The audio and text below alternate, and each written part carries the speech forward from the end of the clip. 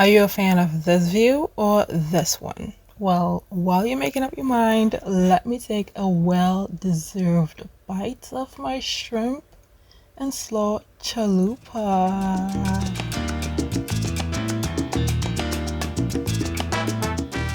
Hello creative cooks, welcome back to another episode of the Creative Phebe Cooks channel.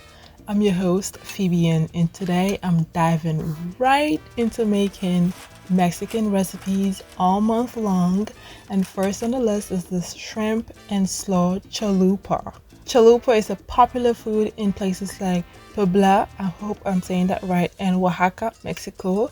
And in the US, many people think of Taco Bell when they hear the word chalupa. My version is gluten-free with baked chalupa shells, very scrump-delicious and perfect to have as a loaded savory snack any day you like or all week long. I have a feeling you're gonna heart this one, so let's get right to it by making the dough. In a large mixing bowl, combine together all the dry ingredients and whisk very well. But since I was making this one for the first time, I did things a bit differently by combining the masa flour, sorghum flour, and cassava flour first, then season with some fine Himalayan salt, added in some baking powder to give it a nice rise, and whisk everything together.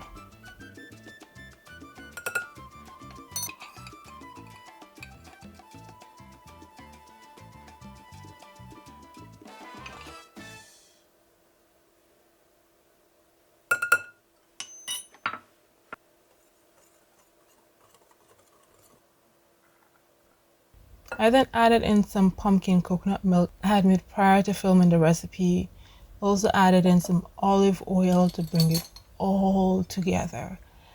But you'll see, after combining everything together at this point, I quickly realized that the dough was too crumbly to work with, and it would have fallen apart if I tried to form a flattened dough out of this. So I mended that by combining some psyllium husk and milk and let it sit for about a few minutes to thicken.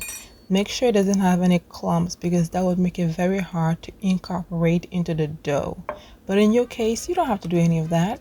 You can just get the full recipe on my website at creativephoebe.com, so you can combine all the dry ingredients first, then add in the wet ingredients and go from there. After a few minutes of the mixture thickening, I added in some more milk so that the mixture will turn slurry and workable before adding it to the crumbling dough. After adding it to the crumbling dough, I combined everything very well. I worked it using a wooden spoon to form a dough. Then cover the mixing bowl, set it aside, cover it with a cling film wrap or a damp kitchen towel, and let the dough rest for about 15 minutes before it's time to roll it out and form some chalupa shells.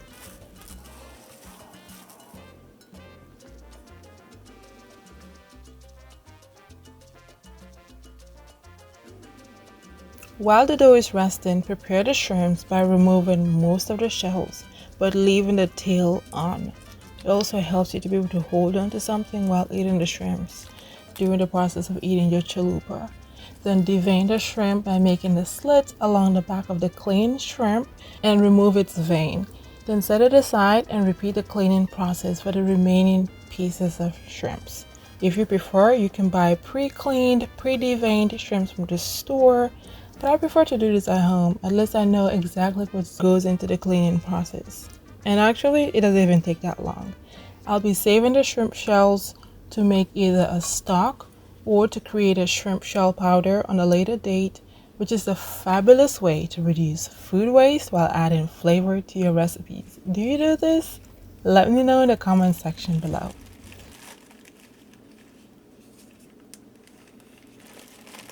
Once you're done shelling the shrimps, wash them, drain off the excess water, and set them aside in preparation for seasoning. I'm seasoning the shrimps with half a medium-sized seedful serrano pepper. Adding in the seeds will help ensure that it has extra heat. And I'm also adding in 2 thinly sliced garlic cloves. And while I'm seasoning the shrimps, I'm also preparing more aromatics to make an onion gravy, which will include more garlic. I mean, who doesn't like garlic in their food? Trust me, we will not judge you. Be you. Next, slice up some serrano pepper for more heat. If you prefer less heat, do as you please so you can enjoy your food. And slice up some onions and set them aside. The color of the onion doesn't matter. I prefer white or yellow for this recipe. Continue seasoning the shrimps with ground coriander powder, fine Himalayan salt, some ground black pepper, some ancho chili powder, which is a sweet and smoky pepper, very mild in heat, very mild. Then add in some high quality Dijon mustard grain and key lime juice. Lime juice works well. Now these limes over here, they need to be taken care of, so I'll be juicing them in my next video to make fermented lime juice, which will help extend their shelf life. Now if you're interested in seeing that process, be sure to give this video a mighty thumbs up, because that lets me know that you're enjoying this video, and subscribe so you do not miss the alert once I upload the next video and the videos after that. Combine the contents used to season the shrimps very well to help coat the shrimps with the seasoning. Then cover the container with a lid. Keep it chill in the fridge to marinate until it's time to cook them. Preheat your oven to 375 degrees Fahrenheit to bake your chalupa shells. Now I won't lie, this was quite a tedious process because I was doing it for the first time. And since I decided that I did not want to fry my chalupa shells, that required quite a good amount of thinking. But I'm going to make it easy for you. And also let me know if you have any questions. Be sure to dust your work surface with some masa flour to prevent the dough from sticking. Then transfer the dough to the work surface and knead it for about 1 to 2 minutes. Then after that, cut the slightly formed round dough into about 11 to 12 pieces. Then roll each piece of dough into a ball and save the rest in a mixing bowl to make room while working on each piece of dough. Working with this dough is so pillowy and satisfying. I mean, I'm really glad, extra glad that the recipe worked out well. So be sure to try it out and let me know what you thought about it. Now dust your work surface and your rolling pin with some masa flour and roll out each piece of dough into about 5 to 6 inch circle. If you find that your dough is sticking to the work surface, use a bench scraper to gently ease it off of the work surface, or you can use the back of a knife, which would be like a kitchen knife, like a large chef's knife, and slide it under the flattened dough until it loses contact with the work surface. You can do this before or after rolling out the dough, but once you've rolled it out or before, form thick rolls of aluminum foil which you will use to support the flattened dough during the baking process. Stick with me here, the results are quite worth it. Transfer the dough to a parchment lined baking sheet and form the flattened dough into a boat by placing thick pieces of the folded foil under the parchment paper on each side of the dough. Supporting the flattened dough on each side will form a wavy structure on your baking sheet and will help the dough stay in shape after baking to form small boats known as chalupas in Mexico. Repeat this process for the remaining pieces of dough, and depending on the size of your baking sheet, nestle about 3 to 5 pieces of the supported boat-shaped dough on the parchment-lined baking sheet and transfer to the oven to bake for about 30 to 40 minutes until the dough is cooked and lightly golden and well formed.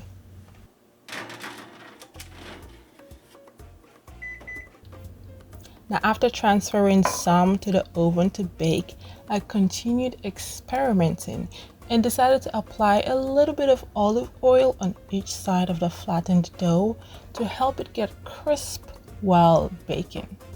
It did help, so I applied a little bit of oil on the previous ones that were baking and continued baking them to perfection. You can also turn these to flatbread instead of making chalupas, which will help you skip all the dance with a foil support system. And if you're in search for more gluten-free flatbread recipes, be sure to check out my plantain flatbread, red lentil flatbread, and cassava flatbread on my channel, as well as on my website. And guess what? They're all gluten-free. Now let me tell you why I did not want to fry these. I shared a puff puff recipe last week, which used quite a bit of oil to make it, and I'm not a fan of oily foods. But to serve my curiosity, I fried one of the flattened dough in a little bit of oil. I should have opted for more oil, but oh well, I really did not want to have a lot of oil in my kitchen. I flipped the dough, and when it was time to remove it, see how much oil it had retained? Why should I be drinking oil while eating my food? After the dough was done frying, I laid it to drain on a kitchen tissue laying on the side of a mason jar, hoping that it will form into a boat, but that was unsuccessful, which made me extremely glad that I had opted to bake these instead, because take a good look at them. They turned out amazing. They were made with less oil, completely gluten-free, and maintained their shape during baking with the help of my foil support. So if you're a fan of foil supports, let me know in the comment section below. If not, that's fine too. Alright, time to cook the onion gravy and the shrimps. Add some olive oil to a large cast iron skillet. In a little bit you will see why.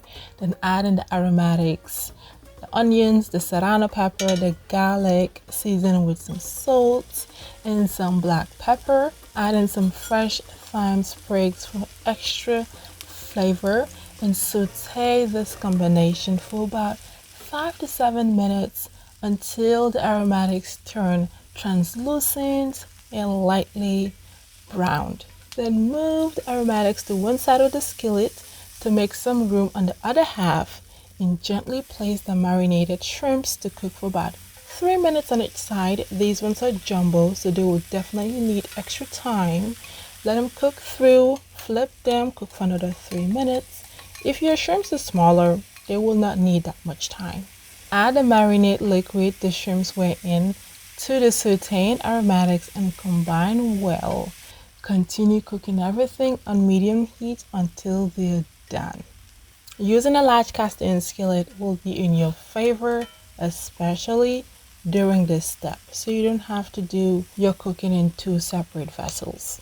The chalupas are actually considered snacks, but you can turn these into a whole meal by preparing the different components well ahead of time, like say Saturday prep day or Sunday prep day.